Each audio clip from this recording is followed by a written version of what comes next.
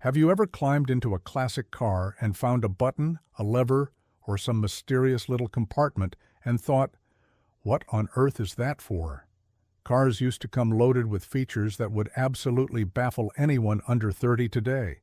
We are talking glowing tires, dashboard record players, even a canvas sack hanging off the side of the car for your dog.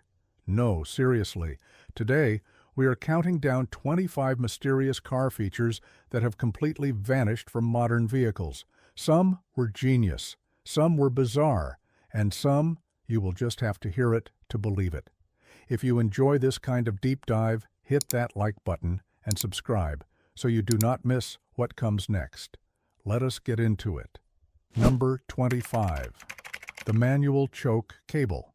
Before fuel injection made starting your car effortless, there was the manual choke cable, a small knob on the dashboard that, if you did not know what it did, meant your car was going nowhere on a cold morning. You would pull it out to restrict airflow into the carburetor, creating a richer fuel mixture to help a cold engine fire up. Once warmed, you slowly pushed it back in. Get it wrong, and the engine would stall, flood, or sputter like it was coughing up a hairball. Every experienced driver in the 50s and 60s knew the exact feel of their choke. It was part of the ritual. You did not just start your car. You coaxed it to life, like waking a grumpy friend who needed coffee before speaking to anyone. The manual choke disappeared as automatic chokes and electronic fuel injection took over, making cold starts completely effortless. But for decades, knowing how to work that little cable was the difference between getting to work on time and standing in your driveway cursing at a slab of Detroit steel. Number 24. Audible turn signal clickers. This one might surprise you because it seems so basic. Turn signals used to make a loud, rhythmic clicking sound every time you activated them. That clicking was not just for fun. It served as an audible reminder to switch off your blinker after completing a turn. The mechanism was beautifully mechanical, a small bimetallic strip that heated up and cooled down rapidly, creating that distinctive tick-tick-tick sound that became the soundtrack of every drive. For decades, this was simply part of driving. You would signal, turn, and the clicking would nag you until you flipped the lever back. But modern cars have been quietly phasing out the loud clicker, using near-silent electronic relays, or a faint digital tone instead. Have you noticed more people driving with their blinkers on for miles? That is not a coincidence. Without that insistent clicking drilling into your brain, it is remarkably easy to forget. Next time you are stuck behind someone signaling a left turn for 3 straight miles, blame the death of the audible clicker. Number 23. Front bench seats. There was a time when the front seat of a car was not 2 separate buckets with a console between them. It was one long, continuous bench, like a couch on wheels. Front bench seats were the standard in American cars, from the 30s all the way into the early 2000s. They could seat 3 people across the front row, meaning a standard sedan could theoretically carry 6 passengers without anyone sitting in the back.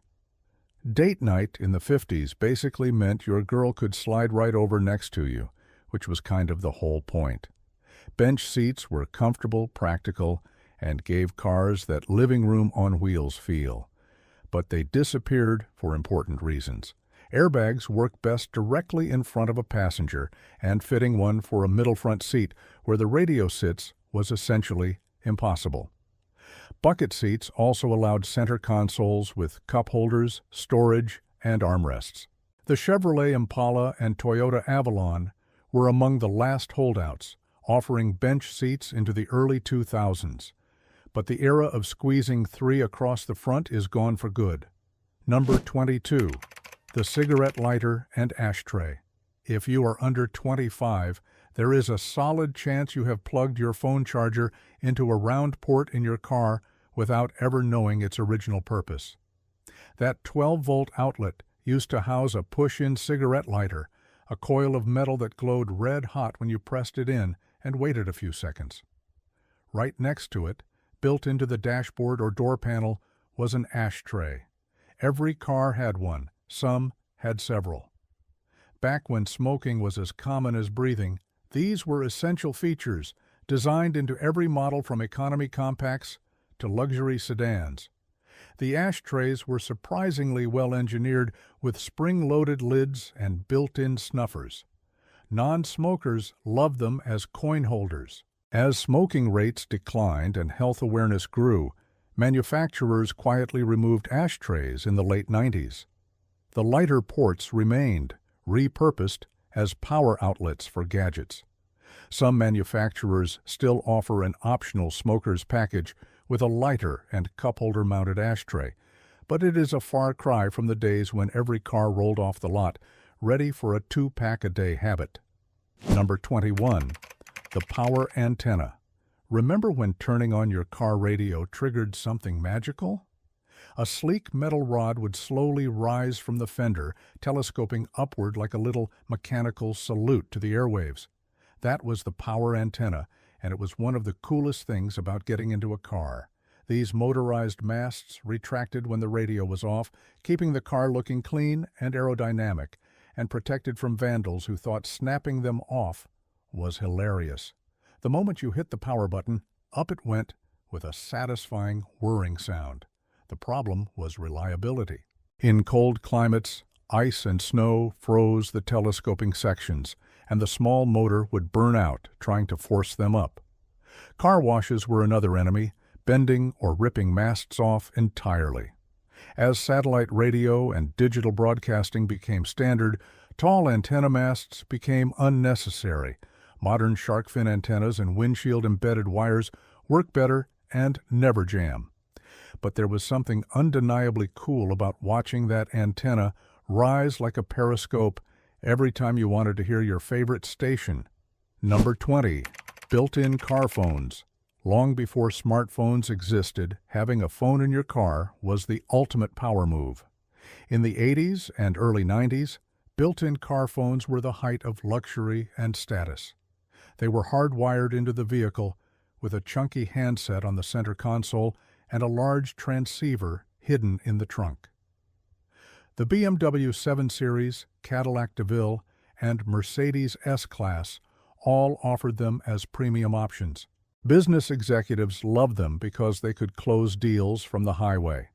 But they were absurdly expensive, both to install and operate, with staggering per-minute call rates on limited cellular networks that dropped calls constantly.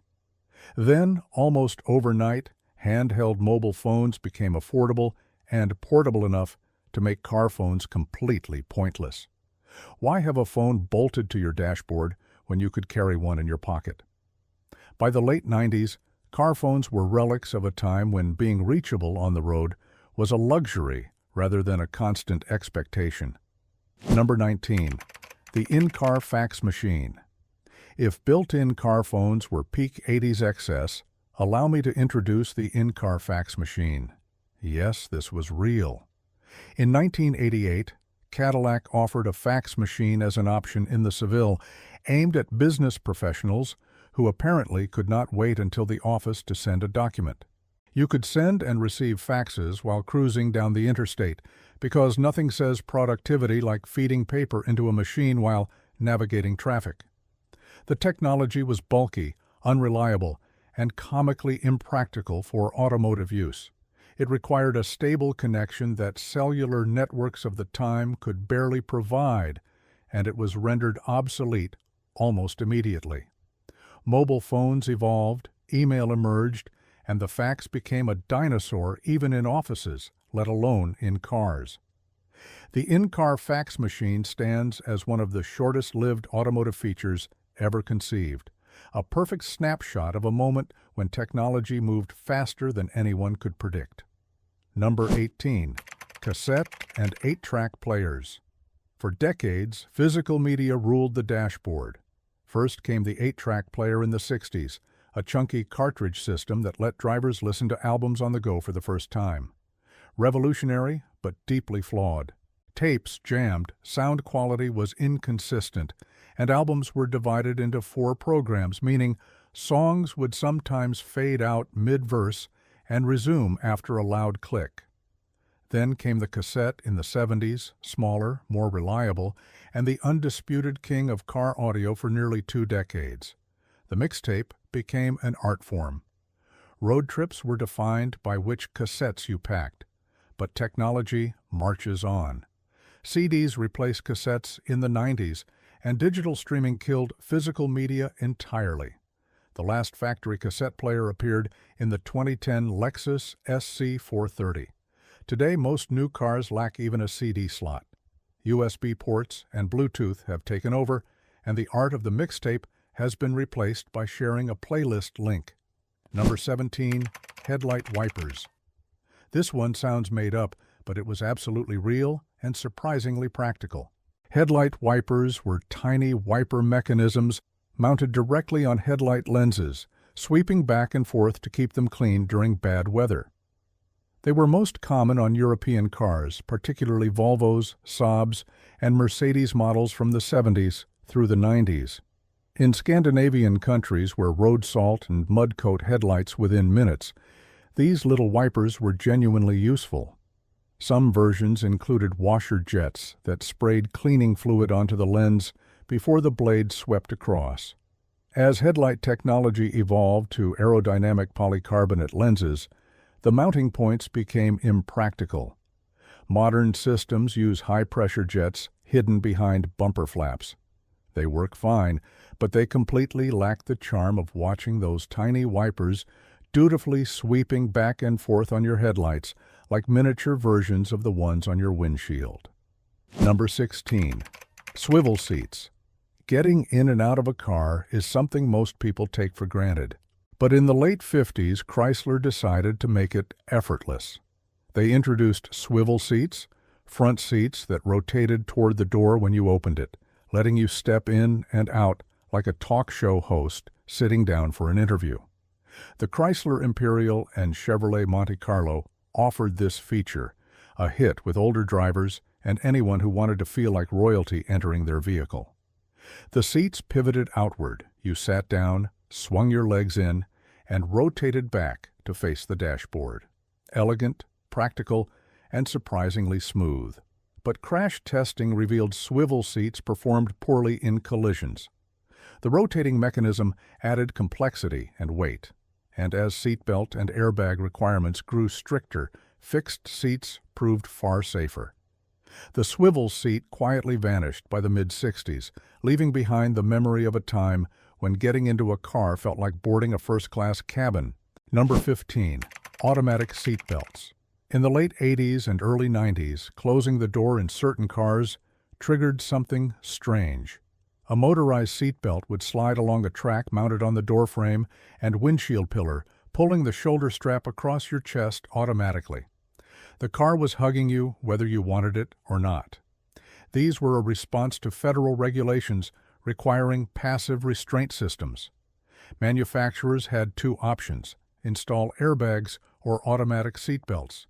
Since airbags were expensive, many chose the cheaper route. The results were terrible.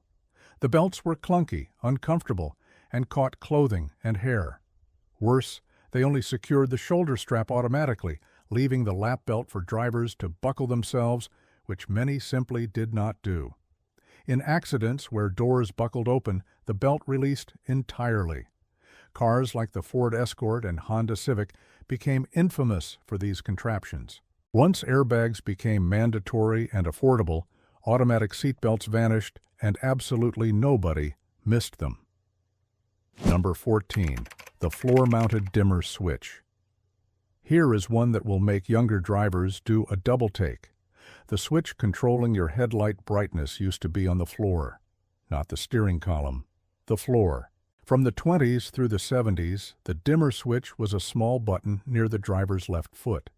You tapped it to toggle between high and low beams without taking your hands off the wheel, which was arguably safer than fumbling with a stalk. The switch was mechanical, simple, and nearly impossible to break. It sat on the floorboard for about 50 years like a faithful little servant. The move to the steering column happened gradually through the 70s and 80s as designers consolidated controls. Modern cars use a stalk so standardized that most people cannot imagine it anywhere else. But ask anyone who drove cars in the 60s, and they will tell you that the foot dimmer was absolute second nature. Number 13. The Cadillac Eldorado Brougham Minibar. In 1957, Cadillac built a car so absurdly luxurious that it made Rolls-Royce look like a budget option. The Eldorado Brougham cost more than a house in some parts of the country, and it came standard with features that belonged in a five-star hotel. Inside the glove compartment sat a magnetized minibar complete with shot glasses. But that was just the beginning. Each Brougham also came with a women's vanity set, including a powder case, mirror, lipstick, and comb, plus a leather notebook, cigarette case, and an atomizer filled with Arpege perfume by Lanvin. Only 704 were built over 2 model years. The minibar existed in an era before strict drunk driving laws, when cocktail culture was woven into every aspect of American life, including your commute. Today, a factory-installed minibar seems absolutely insane, but in the late 50s, it was simply Cadillac proving that if you had the money, they had the excess to match. Number 12. Vent windows. Before air conditioning became standard, staying cool while driving was a genuine engineering challenge. The solution was elegant in its simplicity. Vent windows, also called wing windows, these were small triangular windows at the front corner of each door that pivoted open on a hinge, directing a stream of fresh air into the cabin at whatever angle you chose. They were brilliant. You could get a nice breeze without roaring wind noise or hair destruction. They worked at city and highway speeds, keeping passengers comfortable without a compressor, refrigerant, or electricity. Vent windows were fixtures from the 40s through the 80s. But as air conditioning became affordable and standard, the vent window lost its purpose. Aerodynamic designs also made them impractical. They disappeared quietly, but on a perfect spring day, there is still no substitute for that targeted little breeze they provided. Number 11. The vinyl roof and landau bars. In the 60s, 70s, and into the 80s, one of the most popular ways to make your car look expensive was to cover half the roof in vinyl and stick a decorative S-shaped chrome bar on the side. That bar was a landau bar, purely cosmetic, a fake hinge designed to make your hardtop look like a convertible. The name comes from the German city of Landau, where carriages featured real folding hinges in that shape. Lincoln, Cadillac, Buick, and Oldsmobile all offered vinyl roofs with landau bars as premium options, considered the height of sophistication. But the vinyl had a dirty secret. Moisture trapped underneath caused the metal to rust from inside. The vinyl cracked and peeled, turning elegance into eyesore. By the late 80s, changing tastes and sleeker designs killed both the vinyl roof and its decorative fake hinge. Today, you mostly see landau bars on hearses, which is perhaps fitting for a feature that has been long dead. Number 10. Opera windows. No self-respecting 70s American sedan was complete without opera windows. These were small, fixed windows mounted in the C-pillar, usually surrounded by vinyl roof. They did not open. They did not roll down. They just sat there, looking fancy. The name evoked elegance, as if owning them meant you attended the opera. In reality, they appeared on everything from Lincoln Town cars to Dodge Chargers. Reintroduced on the 1972 Lincoln Continental Mark IV, they became wildly popular, with virtually every domestic manufacturer copying the look. Some cars had opera lights mounted on the pillar that glowed when headlights were on. But as design shifted towards sleek, aerodynamic shapes in the 80s, opera windows looked gaudy. The 89 TC by Maserati was among the last to feature one. They are gone, but their spirit lives in every aftermarket modification that tries a little too hard to look classy. Number 9. Pop-up headlights. If there is one extinct car feature that has achieved cult-like devotion, it is pop-up headlights. Concealed within the body, They rotated or flipped upward when activated. Lights off meant a smooth, sleek profile. Lights on meant the car was opening its eyes. They became iconic on 80s and 90s sports cars. The Mazda Miata, Nissan 240 SX, Lamborghini Countach, and Ferrari F40 all featured them. They gave cars genuine personality. But pedestrian safety regulations began requiring car fronts designed to minimize collision injuries. A hard, protruding headlight mechanism did not comply. Manufacturing costs, mechanical reliability, and aerodynamic penalties also contributed. The last pop-up came on the 2004 Lotus Esprit. Modern LED designs are creative, but nothing captures the magic of watching a car wink at you when you flip the lights on. Number 8. Hood ornaments. There was a time when the front of every luxury car was crowned with a gleaming sculpture. The Mercedes Star, the Jaguar Leaping Cat, the Rolls-Royce Spirit of Ecstasy. Hood ornaments were not just decorations, they were statements of identity and prestige. They told the world exactly what you were driving before anyone read the badge. Some were spring-loaded to retract if bumped. The Spirit of Ecstasy still exists today, one of the only surviving hood ornaments in production. For everyone else, they are gone. Aerodynamic designs demand smooth, flush surfaces. Pedestrian safety regulations made protruding sculptures a liability. And vandalism was persistent. People loved snapping off that Mercedes Star. Manufacturers moved logos to flush-mounted grille positions. The hood ornament era produced some of the most beautiful automotive art ever created, and its passing left car fronts cleaner, but undeniably less dramatic. Number 7. Tail fins. In the late 50s, American cars looked like they were trying to take flight. Enormous fins swept upward from rear fenders, some reaching absurd heights. The '59 Cadillac Eldorado is the poster child, with fins so tall they had bullet-shaped taillights like rocket engines. The trend was started by Harley Earl at General Motors, inspired by the twin tailbooms of the Lockheed P-38 Lightning fighter plane. What began as a subtle cue in '48 became a full-blown styling arms race. Chrysler had forward slanting fins. Ford went wide and angular. They symbolized the space age and post-war prosperity.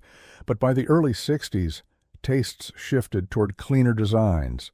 Fins shrank and vanished by '64. They lasted barely 15 years in dramatic form, but their impact on automotive design and pop culture was permanent. Every time someone draws a car of the future, there is a little bit of tail fin in there. Number 6. The Highway Hi-Fi record player. In '56, Chrysler decided radio was not enough for the sophisticated driver. So they partnered with CBS Columbia and installed a record player in the dashboard. The Highway Hi-Fi used special 7-inch records playing at 16 and 2/3 revolutions per minute, allowing 45 minutes of music per disc. A weighted tone arm was supposed to prevent skipping. It did not. On anything but the smoothest roads, the needle bounced like a frog on a hot skillet. Worse, you could only play proprietary Columbia records, so your music selection was limited to whatever they released in that format. Chrysler quietly killed it within a few years. In '60, RCA tried again with a player handling standard 45 RPM singles, but it was even more prone to malfunction. The in-car record player remains one of the most charmingly doomed ideas in automotive history, proving that some technologies just do not belong on the open road. Number 5. The dog sack. Think modern pet car accessories are elaborate?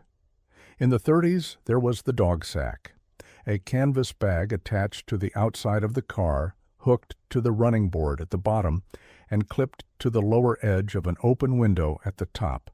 Your dog went inside, and off you drove. An opening at the top let the dog stick its head out and enjoy the breeze, which is honestly the only thing dogs want from a car ride. Advertised in Popular Mechanics in '35 as a way to keep car interiors clean, the logic was straightforward. Dogs shed, drool, and occasionally have accidents. Why not keep them outside the car entirely? The reasons it failed should be obvious to anyone with a functioning sense of empathy and basic understanding of physics. Wind, weather, road debris, and the principle of strapping a living creature to the outside of a moving vehicle. The dog sack is one of those ideas that did not age well. At all. Number 4. The horse head attachment. When automobiles first started replacing horse-drawn carriages in the early 1900s, not everyone was thrilled about the transition. Some people were genuinely anxious about sitting behind a machine instead of a horse. The solution, which only makes sense if you squint really hard, was to attach a fake horse head to the front of the car. These were life-sized wooden or metal horse heads, mounted where a hood ornament would later go, designed to make drivers feel like they were still riding behind a trusty steed. Several manufacturers offered them as accessories, and some drivers genuinely believed the horse head helped people and actual horses on the road feel more comfortable around these new mechanical beasts. The horse head disappeared within a couple of decades as cars became commonplace and nobody needed the illusion anymore. But it stands as a beautiful reminder that humans have always struggled with change, even when that change has 4 wheels and an engine. Number 3. Goodyear illuminated tires. In the early 60s, Goodyear unveiled something that looked straight out of science fiction: translucent, glowing tires made from neothane, a synthetic polyurethane baked at 250 degrees. The material was semi-transparent, so Goodyear added dyes for vivid colors, red, blue, green, yellow, and mounted 18 tiny light bulbs inside each rim. At night, the tires glowed like neon. Goodyear drove a set of red ones on a Dodge Polara through Miami, and people literally stopped in their tracks. Motorists slammed on their brakes. Pedestrians froze and stared. The company dreamed of a future where people matched tire colors to outfits. But the dream collapsed under harsh reality. Neothane had terrible wet grip, melted under heavy braking, lost stability above 65 miles per hour, and cost far more than standard rubber. The glow was so distracting it created safety hazards. Goodyear quietly killed the project, leaving the illuminated tire as one of the most visually spectacular automotive failures ever conceived. Number 2. The wrist twist steering system. In '65, Ford decided the steering wheel was too big, too old-fashioned, and took up too much space. Their replacement was the wrist twist steering control, designed by a former missile engineer. It replaced the conventional wheel with 2 small rings mounted on a vertical yoke. You gripped one ring in each hand and twisted to steer, like operating a missile guidance system. Ford claimed finer control, less physical effort, and improved visibility by eliminating the big wheel blocking your line of sight. On paper, it sounded revolutionary. In practice, it was terrifying. The learning curve was steep, and the small rings provided far less leverage in emergency situations. Critics feared a sudden need to swerve would leave drivers scrambling with unfamiliar controls. Tested on a modified Galaxy and Mercury Park Lane, it never reached production. The conventional steering wheel, with us for over a century, proved far too intuitive to replace.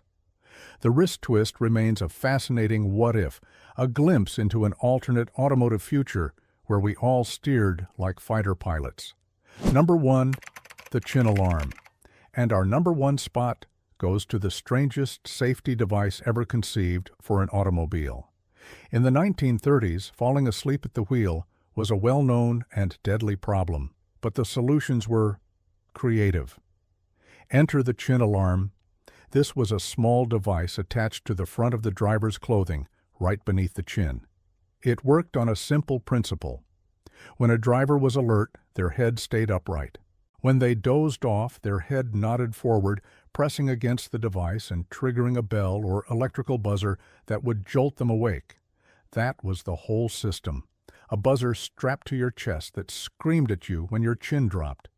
It was uncomfortable, it looked ridiculous, and it assumed that the only sign of drowsiness was a forward head nod. But here is the remarkable part. It actually worked.